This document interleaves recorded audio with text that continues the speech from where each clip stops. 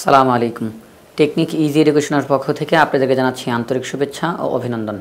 আজকের পর্বে আমরা ষষ্ঠ শ্রেণীর গণিত বিষয়ের অনুপাত ও শতকরা এই অধ্যায়ের শতকরা এই টপিকসের উপরে বেশ কিছু গুরুত্বপূর্ণ এমসিকিউ প্রশ্নের সমাধান করব। কিন্তু এই প্রশ্নগুলো সমাধান করার আগে আপনাদেরকে বলতে চাই যে অনুপাত ও শতকরা অধ্যায়ের উপরে বেসিক আলোচনা করা হয়েছে যেই পর্বটিতে, সেটি দেখে আসার জন্য। তাহলে এই প্রশ্নগুলোর সমাধান করতে অনেক সুবিধা হবে। আমরা এখন এই 21 নম্বর প্রশ্নের সমাধান করব। তার কারণ হচ্ছে ইতিমধ্যে 1 থেকে 20 পর্যন্ত আমাদের আগের পর্বে সমাধান করা হয়েছে। এখন 21 নম্বর থেকে আমরা সমাধান করব। 21 নম্বর প্রশ্নে বলা হয়েছে 200 টাকার 10% সমান কত টাকা। তাহলে 200 টাকার 10% সমান কত টাকা সেটা আমরা এখন নির্ণয় করব। আমরা লিখব এখানে এমনভাবে যে 200 এর 10% পাশে লিখব টাকা। পরবর্তী লাইনে গিয়ে আমরা এখন লিখব 200 এর এই যে 10%, আমরা 10কে প্রথমে লিখব, পার্সেন্ট চিহ্নের বদলে নিচে 100 দিব, কারণ মনে রাখতে হবে এই পার্সেন্ট চিহ্ন মানেই হচ্ছে 100। তাহলে এখন আমরা দেখি কাটাকাটি করা যায় কিনা। 100 200-র মধ্যে যায় 2 বার, 100 দুগুণে 200, 2 এর 10, তাহলে কত হয় 10 দুগুণে 20 টাকা, 10 দুগুণে 20 টাকা। তাহলে এই যে 20 টাকা বের হইল, তাহলে আমরা বলতে পারি 200 টাকার 10% সমান কত টাকা, 20 টাকা। এবং 20 টাকা খ নাম্বার অপশনে রয়েছে, তাহলে এটি হচ্ছে সঠিক উত্তর। 22 নম্বর প্রশ্ন, 600 টাকার 27% সমান কত টাকা। এই 21 নম্বরের মতো করে আমরা 22 নম্বর প্রশ্নের সমাধান করব। আমরা এখানে লিখব এইভাবে করে যে 600 এর 27% পাশে লিখব টাকা। পরবর্তী লাইনে 600 এর 27 আগে লিখলাম, পার্সেন্ট চিহ্নের বদলে 100 দিলাম, কারণ শতকরা হচ্ছে এমন একটি ভগ্নাংশ যার হর সর্বদা 100 হয়। এই জন্য আমরা হর হিসাবে 100 রাখলাম, পাশে লিখব টাকা। পরবর্তী লাইনে গিয়ে এখন 100 600-র মধ্যে কয়বার যায়, 6 বার যায়। আর 6 দিয়ে যদি আমরা 27কে গুণ করি তাহলে হবে 162 টাকা। তাহলে আমরা বলতে পারি যে 600 এর 27% সমান কত টাকা, 162 টাকা। এবং 162 টাকা আমাদের খ নাম্বার অপশনে রয়েছে, এটি হচ্ছে সঠিক উত্তর। 23 নম্বর প্রশ্নে বলা হয়েছে যে 120 টাকার 6% সমান কত টাকা। এখানে আমরা দেখতেছি সবগুলো একই রকমের প্রশ্ন। তাহলে 120 টাকার 6% সমান কত হবে, আমরা লিখব 120 এর 6%, পাশে লিখব টাকা। পরবর্তী লাইনে গিয়ে 120 এর 6% বলতে উপরে 6 নিচে 100 টাকা। এখন দেখি কাটাকাটি করা যায় কিনা। এখন 100-র মধ্যে 20 যায় 5 বার, 120-এর মধ্যে 20 যায় 6 বার, 6 20-এ 120, 5 20-এ 100। এখন উপরে কত হবে, 6 6 36, নিচে হবে 5, অর্থাৎ 5 ভাগের 36 টাকা। এখন এটি হচ্ছে একটি অপ্রকৃত ভগ্নাংশ, তাকে আমরা মিশ্র ভগ্নাংশে রূপান্তর করব। তাকে আমরা যদি মিশ্র ভগ্নাংশে রূপান্তর করতে চাই তাহলে 36কে ভাগ করতে হবে 5 দ্বারা। আমরা 36কে 5 দ্বারা ভাগ করি। 5 36-এর মধ্যে কয়বার যায়, 5 36-এর মধ্যে যায় 7 বার, 5 7 35। তাহলে 36 থেকে 35 গেলে আর থাকে 1, 5 1-এর মধ্যে যায় না, এখানে আর কোনো অঙ্ক বাকি নেই। তাহলে আমরা ফলাফলটা লিখব এইভাবে, ভাগফল যেটা আছে তাকে আগে লিখব, আর ইতিমধ্যে এখানে হর যা ছিল এখনও হর তাই থাকবে, ভাগশেষটাকে আমরা উপরে লিখব। তাহলে হবে 7 সমস্ত 5 ভাগের 1। তাহলে 120 এর 6% কত, 7 সমস্ত 5 ভাগের 1 টাকা। এখন আমরা দেখতেছি আমাদের অপশনগুলোর মধ্যে গ নাম্বার অপশনে 7 সমস্ত 5 ভাগের 1 টাকা দেওয়া রয়েছে, এটি হচ্ছে সঠিক উত্তর। 24 নম্বর প্রশ্ন, 210 টাকার 20% সমান কত টাকা। অর্থাৎ ঠিক এই অঙ্কটার মতো করেই আমরা এই 24 নম্বর অঙ্কটার সমাধান করব। আমরা এখানের মধ্যে বের করব এইভাবে যে 210 টাকার 20% হচ্ছে 210 এর 20%, পাশে লিখব টাকা। এবার পরবর্তী লাইনে গিয়ে 210 এর 20%, তাহলে আমরা সবার প্রথমে 20 লিখব, পার্সেন্ট চিহ্নের বদলে হর হিসেবে 100 লিখে দিব, পাশে থাকবে টাকা। এখন দেখি এখানে কাটাকাটি করা যায় কিনা। 20 20-এর মধ্যে যায় 1 বার, 20 100-র মধ্যে যায় 5 বার, 5 20-এ 100। 20 210-এর মধ্যে কয়বার যায় এটা আমরা করে দেখি। 210-কে আমরা এই 5 দ্বারা ভাগ করব। 5 21-এর মধ্যে যায় 4 বার, 4 5 20, থাকে 1। এই যে 0 তাকে আমরা নিচে নামাই, 5 10-এর মধ্যে যায় 2 বার, 5 দুগুণে 10। তাহলে ফলাফল কত, 42। আমরা বলতে পারি যে এখানের মধ্যে 5 210-এর মধ্যে 42 বার যায়, তাহলে 42 কে 42, 210 এর 20% কত, 42 টাকা। তাহলে আমরা দেখতেছি আমাদের এখানের মধ্যে অপশনগুলোতে খ নাম্বারে 42 টাকা দেওয়া রয়েছে, এটি হচ্ছে সঠিক উত্তর। 210 টাকার 20% সমান কত টাকা? 42 টাকা। 25 নম্বর প্রশ্ন, 75 লিটারের 3/5 কত লিটার? অর্থাৎ 75 লিটারের 3/5 সমান কত লিটার হয়, এটা তারা জানতে চায়। এই জন্য আমরা আবার লিখব এখানে যে 75 এর 3/5 পাশে লিখব লিটার। পরবর্তী লাইনে গিয়ে 75 এর 3 × 5 = 15 আর 1 হচ্ছে 16, আমরা উপরে 16 লিখলাম, নিচে লিখব 5। তাহলে এখানে আমরা 3 × 5 = 15, 15 আর 1 যোগ করলে হয় 16, আমরা এখানে লব হিসেবে 16 লিখলাম আর হর হিসেবে 5, 5ই আছে, পাশে আমরা পার্সেন্ট চিহ্নটা দিয়ে দিলাম, পাশে লিখে দিলাম টাকা। পরবর্তী লিটার 75 এর 5/16, এই যে পার্সেন্ট চিহ্নকে আমরা উঠিয়ে দিতে চাই, তাহলে আমরা নিচে লিখব গুণ 100, পার্সেন্টের বদলে হর হিসাবে 100 লিখব। তাহলে এখন আমরা পরবর্তী লাইনে একটা কাটাকাটি করার চেষ্টা করি, দেখি কাটাকাটি করতে পারে কিনা। হ্যাঁ, কাটাকাটি করা যায়। 75 এর মধ্যে 25 যায় 3 বার, আমরা খুব সহজে কাটাকাটি করব, একটু ভালো করে খেয়াল করবেন। 75 এর মধ্যে 25 যায় 3 বার, 100-র মধ্যে 25 যায় 4 বার। 75 মনে রাখতে হবে, 75 এর নিচে কিন্তু মনে মনে 1 আছে, তার মানে কি 75 উপরের সংখ্যা আর এই 100 হচ্ছে নিচের সংখ্যা। কাটাকাটি করতে হয় কিভাবে? উপরে নিচের সংখ্যা কাটাকাটি করতে হয়। তাহলে 25 75 এর মধ্যে যায় 3 বার, 25 100-র মধ্যে যায় 4 বার। এরপরে 4 16-র মধ্যে যায় 4 বার, 4 × 4 = 16।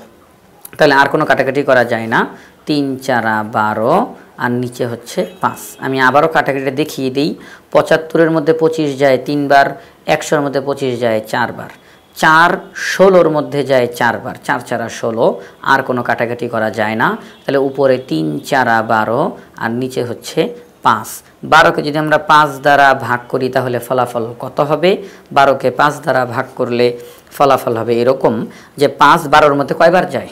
5 12-র মধ্যে যায় 2 বার, 5 দুগুণে 10, 5 দুগুণে 10, কিন্তু এখানে আছে কত? 12। তাহলে 10 থেকে আমি যদি এখন 12 বানাইতে চাই, আর কত দরকার? আরও 2 দরকার। তাহলে আমি এই 2কে উপরে লিখে দিব। এই যে 2 দরকার, বুঝতে হবে এই 2 ভাগশেষ হিসাবে রয়ে গেছে। 5 12-র মধ্যে 2 বার যায়, 5 দুগুণে 10, আরও 2 দরকার, এই 2 হচ্ছে ভাগশেষ, আমরা তাকে উপরে লিখে দিলাম। আমি পাশে একটু করে দেখাই। তাহলে আমরা কি করলাম? এই যে ভাগফল, তাকে আমরা সামনে লিখলাম, হর যা ছিল এখনও তাই আছে, ভাগশেষকে আমরা উপরে লিখলাম। তাহলে 75 এর 3/5 কত লিটার?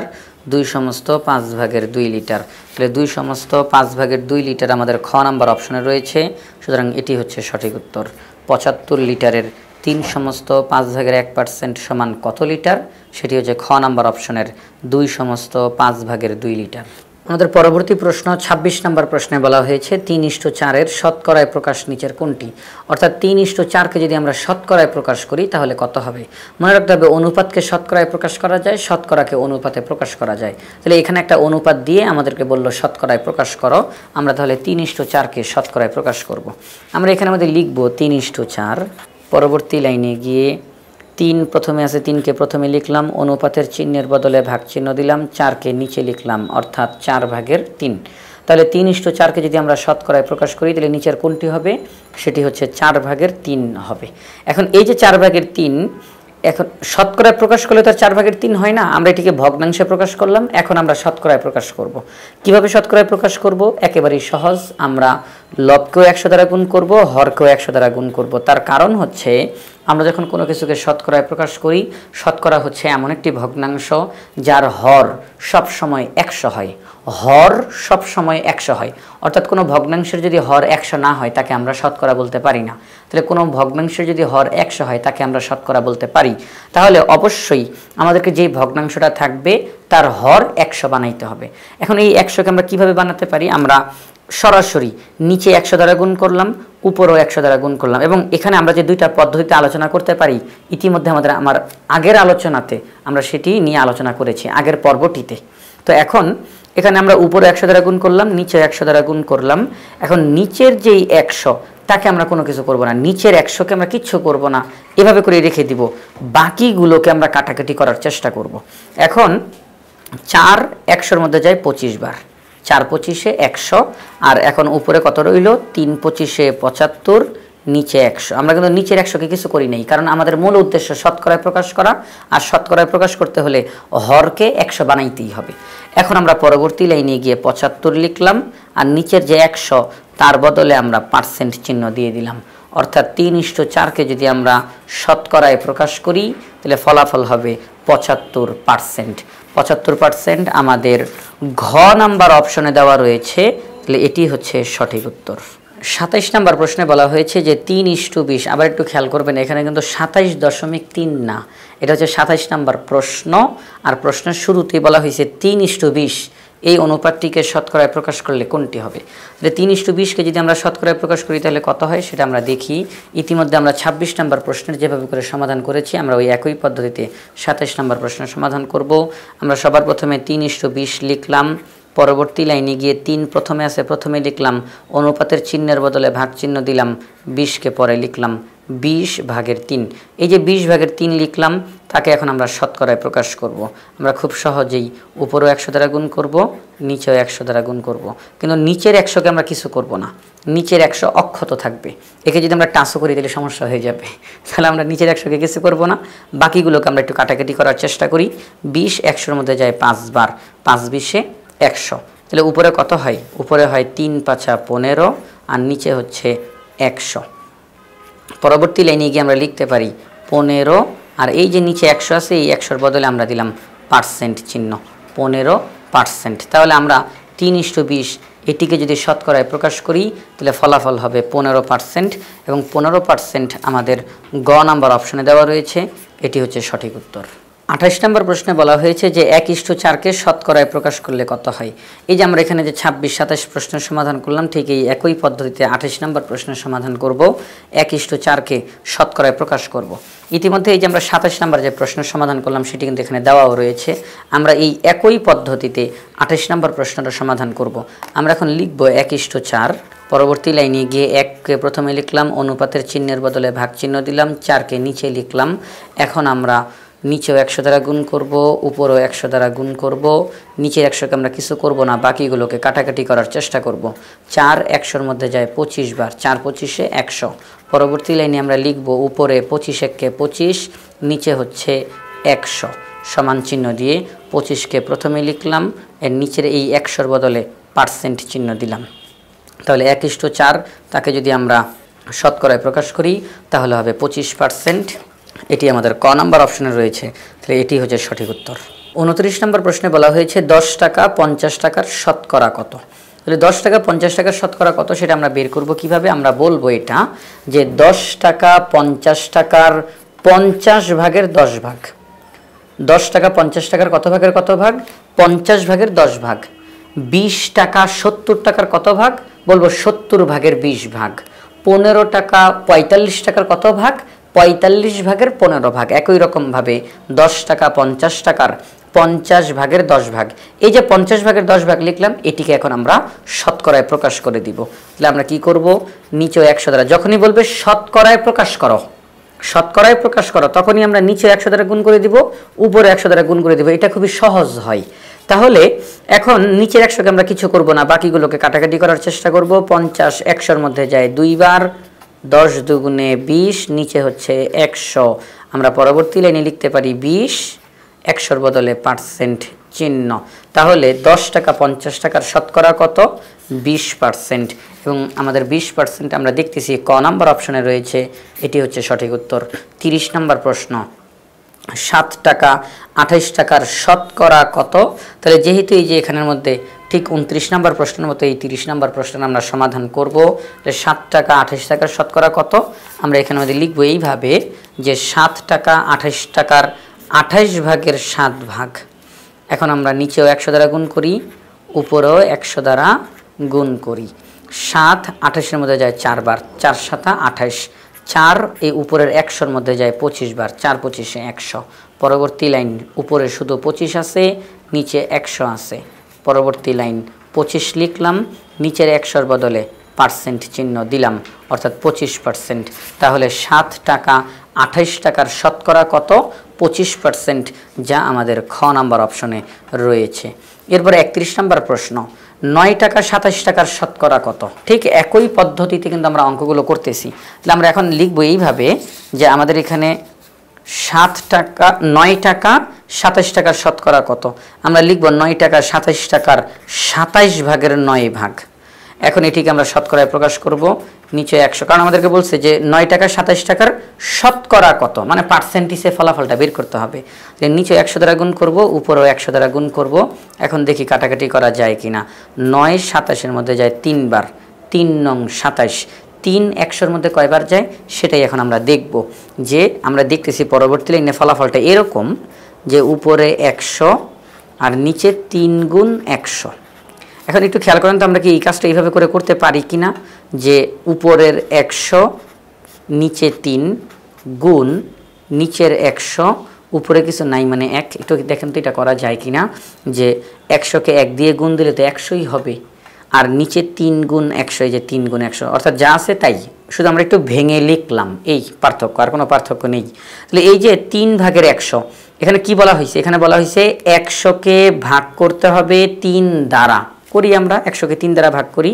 তাহলে 100-কে যদি আমরা 3 দ্বারা ভাগ করি, 3 10-এর মধ্যে যায় 3 বার, 3 3-কে 9 থাকে 1, 0 নামলো, 3 10-এর মধ্যে যায় 3 বার, 3 3-কে 9 থাকলো 1, 3 1-এর মধ্যে যায় না, এখানে কোনো অঙ্ক বাকি নেই। তাহলে আমরা ফলাফলটা লিখব এইভাবে যে 33, আর হর ছিল 3, এখনও হর তাই, ভাগশেষ হচ্ছে 1, আমরা ভাগশেষকে উপরেই লিখলাম।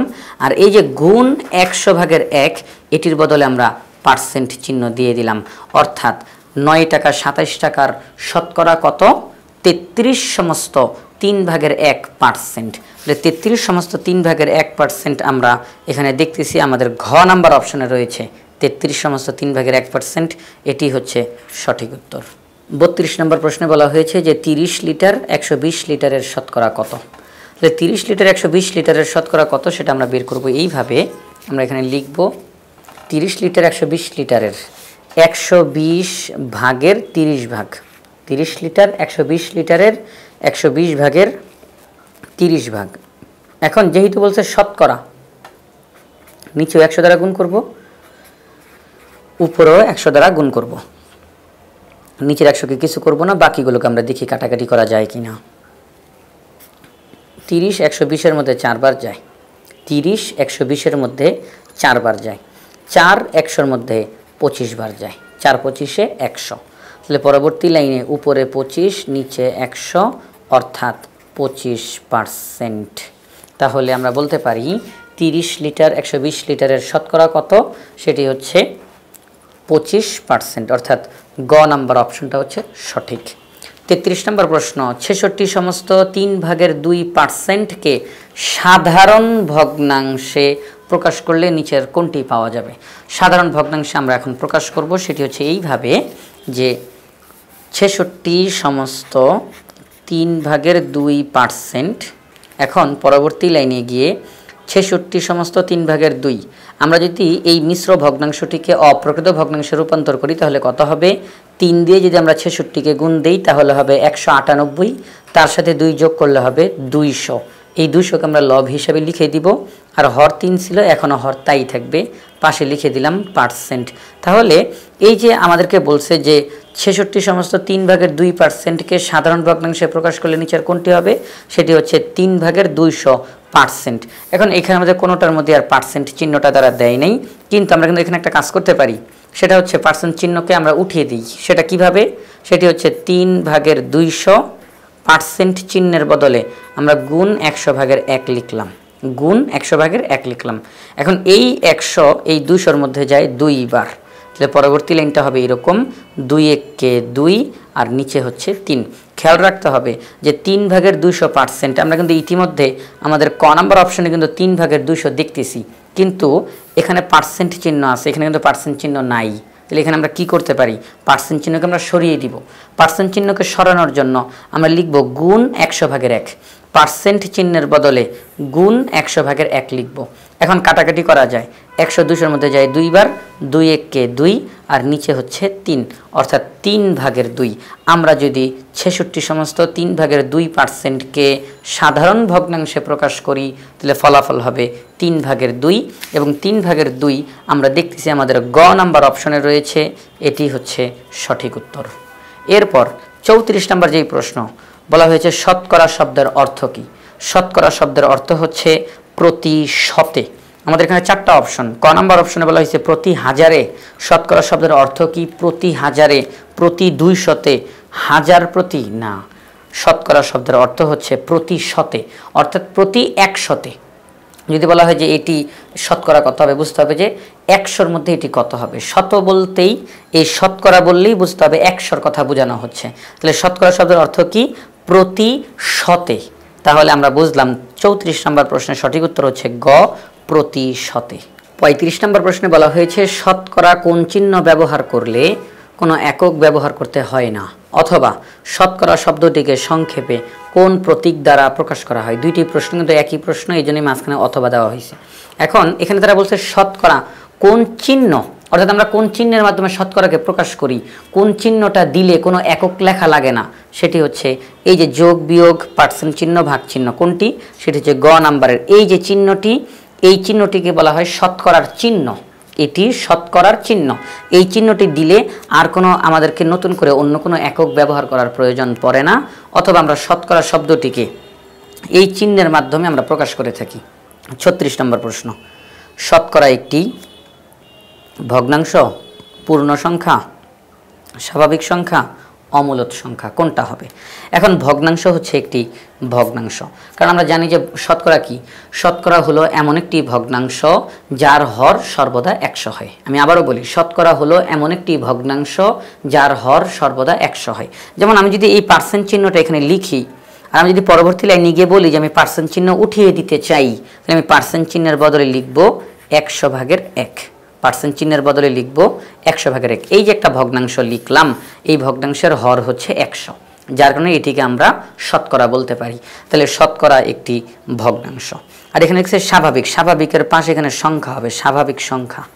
অর্থাৎ শতকরা একটি ভগ্নাংশ, শতকরা একটি পূর্ণ সংখ্যা, শতকরা একটি স্বাভাবিক সংখ্যা, শতকরা একটি অমূলত সংখ্যা, সেটি হচ্ছে শতকরা একটি ভগ্নাংশ। 37 নম্বর প্রশ্ন, শতকরার ক্ষেত্রে ভগ্নাংশের হর কত? এই মাত্র যে আলোচনা করলাম, শতকরার ক্ষেত্রে ভগ্নাংশের হর হচ্ছে 100। সব সময় যে ভগ্নাংশের হর 100 হবে তাকে আমরা শতকরা বলতে পারবো, আর যদি হর 100 না হয় তাকে আমরা শতকরা বলতে পারবো না। কারণ শতকরার শর্তই এটা যে এমন একটা ভগ্নাংশ হবে যার হর 100 হবে, যার হর 100 হবে। তাহলে এখানে আমাদেরকে বলে দিছে যে শতকরার ক্ষেত্রে ভগ্নাংশের হর কত, সেটি হচ্ছে ক নাম্বার অপশন 100। 38 নম্বর প্রশ্নে বলা হয়েছে 12:25কে শতকরায় প্রকাশ করলে কত হয়। তাহলে 12:25 এটি হচ্ছে একটি অনুপাত। আমরা জানি অনুপাতকে শতকরায় প্রকাশ করা যায়, শতকরাকে অনুপাতে প্রকাশ করা যায়। তাহলে এখানে একটা অনুপাত দিয়ে আমাদেরকে বলল যে এটিকে শতকরায় প্রকাশ করতে হবে। আমরা লিখব 12:25। পরবর্তী লাইনে গিয়ে 12কে প্রথমে লিখলাম অনুপাতের চিহ্নের বদলে ভাগ চিহ্ন, 25কে পরে লিখলাম 25/12। এখন এই যে 25/12 লিখলাম, এটিকে আমরা শতকরায় প্রকাশ করব। তাহলে শতকরায় প্রকাশ করার জন্য যেই কাজটা করতে হবে আমাদেরকে, নিচেও 100 দ্বারা গুণ করব, উপরেও 100 দ্বারা গুণ করব। নিচের 100কে আমরা কোনো কিছু করব না, বাকিগুলোকে কাটাকাটি করার চেষ্টা করব। 25 100-র মধ্যে যায় 4 বার, 4×25 100। পরবর্তী লাইন 4×12 48, নিচে হচ্ছে 100। পরবর্তী লাইনে 48 লিখলাম, আর এই 100-র বদলে আমরা পার্সেন্ট চিহ্ন দিয়ে দিলাম, অর্থাৎ 48%। আমরা 12:25কে যদি শতকরায় প্রকাশ করি তাহলে কত হবে? সেটি হচ্ছে 48% হবে। তাহলে 48% আমাদের খ নাম্বার অপশনে রয়েছে, খ নাম্বার অপশন হচ্ছে সঠিক উত্তর। 39 নম্বর প্রশ্ন, একটি রাশি অপর একটি রাশির 50%। একটি রাশি অপর একটি রাশির 50%, অর্থাৎ অপর রাশিটা যত, এখানে বুঝতে হবে একটি রাশি অপর রাশির 50%, অর্থাৎ অপর রাশিটা বড় আর একটি রাশি ছোট। এখানে দুইটা রাশি, একটি রাশি অপর রাশি, কথাটা এইভাবে করে বলতে হবে, একটি রাশি অপর রাশি। তাহলে অপর রাশিটা বড় আর একটি রাশি ছোট। অপর রাশিটা যত তার 50% হচ্ছে এই একটি রাশি, সেটা আমরা এখন বের করব। আমাদেরকে বলছে রাশি দুইটির অনুপাত কত নির্ণয় করো। তাহলে আমরা এখন লিখবো এইভাবে করে যে এই যে এখানে 50% দিল, আমরা 50%কে লিখলাম, পরবর্তী লাইনে গিয়ে 50কে লিখলাম, পার্সেন্ট চিহ্নের বদলে 100 দিলাম। এতক্ষণ যাবৎ কিন্তু একটা সংখ্যা দেখা যাচ্ছে, এখন কিন্তু সংখ্যা এখানে দুইটা দেখা যাচ্ছে, 100/50। তাহলে এই যে একটা হচ্ছে 50 আর একটা হচ্ছে 100, আমরা কি লিখতে পারি না এইভাবে যে 50:100? এখানে একটু খেয়াল করবেন, এই যে 50 আর এই যে 100, আমরা কিন্তু বলতে পারি যে একটি সংখ্যা 50, অপর সংখ্যা 100, কারণ এই 50 এই 100-র 50%, অর্থাৎ 100-র 50% হচ্ছে এই 50। আমাদের প্রশ্ন কিন্তু এটাই বলছে, একটি রাশি অপর একটি রাশির 50%, একটি রাশি অপর একটি রাশির 50%। তাহলে আমরা কি বলতে পারি যে অপর রাশি যদি 100 হয় তাহলে একটি রাশি হবে 50। তাহলে এখন এই যে 50:100 এটাকে আমরা অনুপাতে প্রকাশ করব। 50:100 তাকে এখন উভয় সংখ্যার মধ্যে 50 যায়, 50-এর মধ্যে 50 যায় একবার, 100-র মধ্যে 50 যায় দুইবার, তাহলে 1:2। তাহলে আমাদেরকে বলা হয়েছে যে রাশি দুইটির অনুপাত কত, আমরা বের করলাম। রাশি দুইটির অনুপাত হচ্ছে 1:2 এবং 1:2 ক নাম্বার অপশনে রয়েছে, এটি হচ্ছে সঠিক উত্তর। এরপর 40 নম্বর প্রশ্ন, 37 সমস্ত 2/1% এর সামান্য ভগ্নাংশ কোনটি? তাহলে এটিকে আমরা সবার প্রথমে এখানে লিখি। আমরা তাহলে লিখলাম 37 সমস্ত 2/1%। পরবর্তী লাইনে গিয়ে আমরা এখন এই মিশ্র ভগ্নাংশকে অপ্রকৃত ভগ্নাংশে রূপান্তর করব। 37কে 2 দিয়ে গুণ দিলে কত হয়? সেটি হচ্ছে 74। 37কে যদি আমরা 2 দিয়ে গুণ দিই তাহলে 74, আর উপরের 1 যোগ করলে হয় 75। তাহলে উপরে হবে 75, নিচে 2, পাশে হচ্ছে পার্সেন্ট চিহ্ন। আমরা যদি পরবর্তী লাইনে গিয়ে এই কাজটা করি যে 2/75, আর এই যে পার্সেন্ট চিহ্নের বদলে নিচে আমরা 100 দ্বারা গুণ করলাম। মনে রাখতে হবে, আমরা পার্সেন্ট চিহ্নের বদলে আমরা কিন্তু শতকরায় প্রকাশ করতেছি না। শতকরায় প্রকাশ করলে নিচে 100 দিয়ে গুণ করতাম, উপরেও 100 দিয়ে গুণ করতাম। আমরা পার্সেন্ট চিহ্নকে উঠিয়ে দিচ্ছি, তাহলে পার্সেন্ট চিহ্নের বদলে আমরা নিচে 100 দ্বারা গুণ করলাম। তাহলে এখন দেখি এখানে কোনো কাটাকাটি করা যায় কিনা। এটা কিন্তু আমরা শতকরায় প্রকাশ করতেছি না, বারবারে বলতেছি। তাহলে এখন দেখি কোনো কাটাকাটি করা যায় কিনা। হ্যাঁ, কাটাকাটি করা যায়। 3×25 = 75, আর 100-র মধ্যে 25 যায় 4 বার, 4×25 = 100। পরবর্তী লাইনে উপরে হচ্ছে 3 আর নিচে হচ্ছে 4×2 = 8, 8/3। 8/3 এখানের মধ্যে রয়েছে, আমরা দেখতেছি ক নাম্বার অপশনে 8/3 রয়েছে। এই যে সামান্য ভগ্নাংশ, এই 8/3 এটা যেই ভগ্নাংশে আছে, আমরা কি এর চেয়ে আরও ছোট করে প্রকাশ করতে পারবো না? এর চেয়ে আর ছোট করা যাবে না। তাহলে ফলাফলটা বের হবে দশমিক ভগ্নাংশে। আমাদের কিন্তু দশমিক ভগ্নাংশ বলে নাই, আমাদেরকে বলছে সামান্য ভগ্নাংশে প্রকাশ করো। অর্থাৎ এক কথায় বলতে গেলে এই যে এখানে 37 সমস্ত 2/1% আছে, এটিকে আমরা সাধারণ ভগ্নাংশে রূপান্তর করব, তাকে একটু লঘিষ্ঠ আকারে প্রকাশ করে দিব, ছোট করে প্রকাশ করে দিব। আমাদের ফলাফল হয় 8/3। কিভাবে করে করলাম আরেকবার বলি। 37 সমস্ত 2/1%, আমরা এটি একটি মিশ্র ভগ্নাংশ, তাকে আমরা অপ্রকৃত ভগ্নাংশে রূপান্তর করি, তাহলে হয় 2/75। পার্সেন্ট চিহ্নটা রয়ে গেল। পরবর্তী লাইনে গিয়ে আমরা পার্সেন্ট চিহ্নটাকে উঠানোর জন্য নিচে 100 লিখলাম, কারণ আমরা অনেক সময় কি করি, নিচের 100 থাকলে তাকে উঠিয়ে দিয়ে পার্সেন্ট চিহ্ন দিই, আর পার্সেন্ট চিহ্ন থাকলে তাকে উঠিয়ে দিয়ে নিচে 100 দিই। এটাই হচ্ছে নিয়ম। তাহলে আমরা পার্সেন্ট চিহ্ন উঠিয়ে দিয়ে আমরা এই ভাগ চিহ্নের নিচে 100 দ্বারা গুণ করলাম, আর কোনো পরিবর্তন করি নাই। এখন দেখি কাটাকাটি করা যায় কিনা। এখন বলি, এই যে আমরা যে বারবার বলতেছিলাম যে নিচের 100কে আমরা কোনো কিছু করব না, এখন কেন 100কে কাটলাম? তার কারণ হচ্ছে এখন কিন্তু আমরা শতকরায় প্রকাশ করতেছি না। আমরা যখন শতকরায় প্রকাশ করব তখন হর হিসাবে যেই 100 থাকবে তাকে আমরা কিছু করব না, তাকে আমরা যেভাবে আছে সেভাবে করে রেখে দিব। ওই 100-র মাধ্যমে পরবর্তীতে পার্সেন্ট চিহ্ন নিয়ে আসব। এখানে আমরা শতকরায় প্রকাশ করতেছি না, এখানে আমরা সবগুলোকেই কাটাকাটি করার চেষ্টা করব। 75-এর মধ্যে 25 যায় 3 বার, 100-র মধ্যে 25 যায় 4 বার, আর কোনো কাটাকাটি এখানে করা যায় না। তাহলে উপরে আছে 3 আর নিচে আছে 4×2 = 8। এই যে 8/3, এটিকে কি আমরা কাটাকাটি করে আর ছোট করতে পারি? না, আর ছোট করা যায় না। তাহলে আমরা বলতে পারি 37 সমস্ত 2/1%-এর সামান্য ভগ্নাংশ কোনটি? সেটি হচ্ছে 8/3, যা আমাদের ক নাম্বার অপশনে রয়েছে। সুতরাং ক নাম্বার অপশন হচ্ছে সঠিক উত্তর। আশা করি আজকের পর্বটি তোমাদের ভালো লেগেছে। পরবর্তী পর্ব দেখার আমন্ত্রণ জানিয়ে আজকের মতো এখানেই বিদায় নিচ্ছি। আসসালামু আলাইকুম।